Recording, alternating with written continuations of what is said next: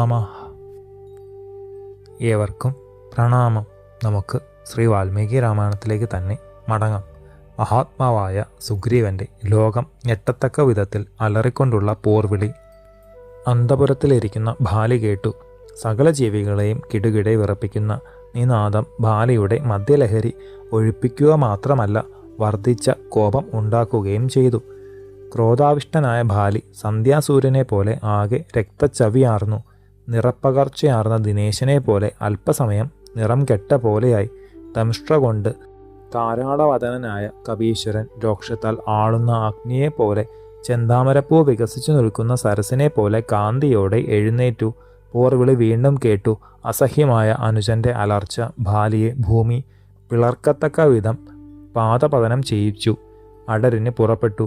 അകാലത്തിൽ പുറപ്പെട്ട ആത്മനാഥനെ ആലിംഗനം ചെയ്തുകൊണ്ട് താര സ്നേഹമസൃണമായി, പ്രഭോ ജീവനാഥ, നദിയിലെ വെള്ളപ്പൊക്കം പോലെ അടിച്ചു കയറിയ ഈ അരിശത്തെ അവിടുന്ന് അടക്കണേ. കാലത്ത് ഉണർന്ന് എഴുന്നേറ്റ് അവിടുന്ന് നിർമാല്യ പൂ മാല പോലെയാണെന്ന് ഓർമ്മിക്കണേ. സൂര്യൻ ഉദിച്ചുയരട്ടെ, അതിനുശേഷമാകാം യുദ്ധം. അവിടത്തേക്ക് നാശമോ ശത്രുവിന് ഉയർച്ചയോ ഇതുകൊണ്ട് വരുന്നതല്ല. പെട്ടെന്നുള്ള ഈ പുറപ്പാട് എനിക്ക് തീരെ തൃപ്തിയാകുന്നില്ല.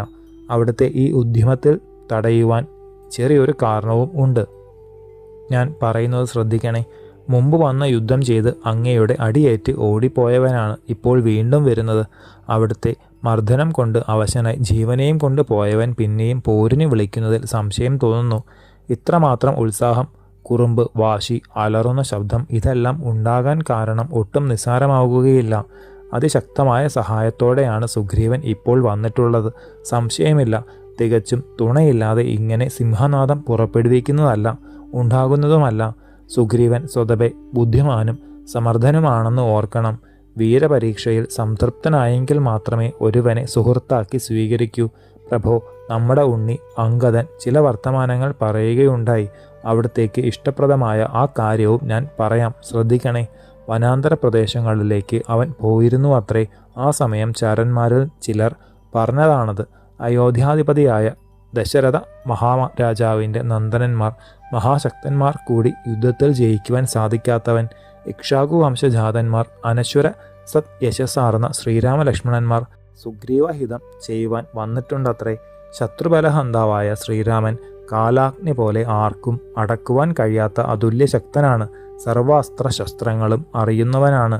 സജ്ജന സേവിതനും അവർക്ക് അഭയമേകുന്ന ലോകപാലകനുമാണ്. അനാഥന്മാർക്ക് അവലംബം, കീർത്തിക്ക് ആവാസം, ജ്ഞാനവിജ്ഞാനങ്ങളുടെ ഇരിപ്പിടം, പിതൃനിർദ്ദേശം അണുമാത്രം തെറ്റിക്കാതെ നിറവേറ്റുന്ന ഉത്തമ തനയൻ, സകല ധാതുക്കളും അചലത്തിൽ ഉള്ളതുപോലെ സദ്ഗുണങ്ങളെല്ലാം ഒന്നിച്ചു ചേർന്നവൻ ശ്രീരാമചന്ദ്രൻ ഇന്ന് സുഗ്രീവൻ്റെ സുഹൃത്തായിരിക്കുന്നു. പ്രഭോ, മഹാത്മാവായ ദേവനോട് അവിടത്തേക്ക് വിരോധം തോന്നുന്നത് യുക്തമല്ല. ഏതൊരുവൻ്റെ ബുദ്ധി കൊണ്ടും വിജ്ഞാനം കൊണ്ടും കണക്കാക്കാൻ കഴിയാത്ത ശ്രീരാമനെ പോരിൽ വിജയിക്കുവാൻ ആരാണുള്ളത്? ആത്മനാഥ, ശൂരനായ അവിടുത്തോട് പറയുന്നതിൽ നീരസം തോന്നരുതേ. അവിടുന്ന് ഇപ്പോൾ ചെയ്യേണ്ട കാര്യം എൻ്റെ ബുദ്ധിയിൽ തോന്നിയത് പറയാം, കേൾക്കണേ. ഹിതമായി ഞാൻ പറയുന്നത് തട്ടിക്കളയരുതേ. സുഗ്രീവൻ മഹാശക്തനും ബുദ്ധിമാനുമാണ്. അനുജനെ യുവരാജാവായി അഭിഷേകം ചെയ്യൂ. കരുത്തുറ്റ സുഗ്രീവനോട് കലഹം നന്നല്ല, വിശേഷിച്ചും ശ്രീരാമചന്ദ്രനോട് മൈത്രിയാണ് നമുക്കെല്ലാം വേണ്ടതും. വൈരം വെടിഞ്ഞ് അനുജനോട് യോജിക്കണം. യഥാർത്ഥത്തിൽ ഏറ്റവും വാത്സല്യത്തോടെ പരിപാലിക്കേണ്ടവനല്ലേ അനുജൻ?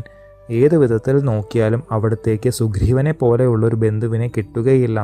സഹോദരൻ അവിടെ താമസിച്ചാലും ഇവിടെ വസിച്ചാലും ഒരുപോലെ തന്നെ. ഉത്തമ പാരിതോഷികങ്ങൾ നൽകി മാനിച്ച് സുഗ്രീവനെ സ്വീകരിക്കൂ. ശത്രുത്വമെല്ലാം പോയി അവിടുത്തെ അടുത്ത് അനുജൻ അധിവസിക്കട്ടെ.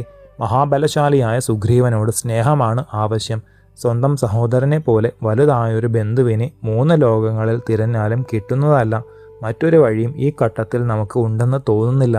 പ്രഭോ, എൻ്റെ ഇഷ്ടം അല്പമെങ്കിലും ശ്രദ്ധിക്കുമെങ്കിൽ ഞാൻ അവിടുത്തേക്ക് പ്രിയയാണെങ്കിൽ ആത്മാർത്ഥമായി അപേക്ഷിക്കുന്ന ഈ കാര്യം നിറവേറ്റിത്തരണേ. പഥ്യമായ വാക്കുകൾ കേട്ട് പ്രസാദിക്കണേ.